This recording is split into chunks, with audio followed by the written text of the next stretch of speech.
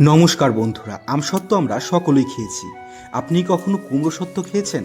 আজ আমরা এটাই দেখাবো কি করে খুব সহজেই এত সুন্দর একটি রেসিপি তৈরি করা যায়। প্রথমে কুমড়োগুলোকে ধীরে ধীরে ছিলে নিতে হবে।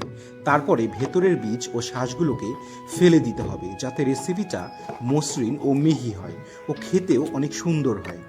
এবার সেই কুমড়োগুলোকে ছোট ছোট পিস করে আমরা কেটে নেব। তারপরে আমরা সেইগুলোকে রোদে দেব শুকোনোর জন্য, যতক্ষণ না একটু লালচে কালার আসছে। হয়তো এর জন্য আমাদেরকে বিকেল পর্যন্ত অপেক্ষা করতে হবে। দেখুন কত সুন্দর লালচে কালার এসছে। রোদে শুকনো হয়ে গেলে আমরা এবার একটি পাত্রের মধ্যে সবকটিকে তুলে নেব। এবার চালের গুঁড়ো আর শুকনো লঙ্কা দিয়ে ভালো করে মিশিয়ে নেব, যাতে সবকটার মধ্যে পৌঁছয়। তারপরে আমরা একটি পাত্রের মধ্যে রেখে আমরা এটাকে হালকা সিদ্ধ করে নেব, যাতে অনেকটা নরম ও সুগন্ধ বের হয়।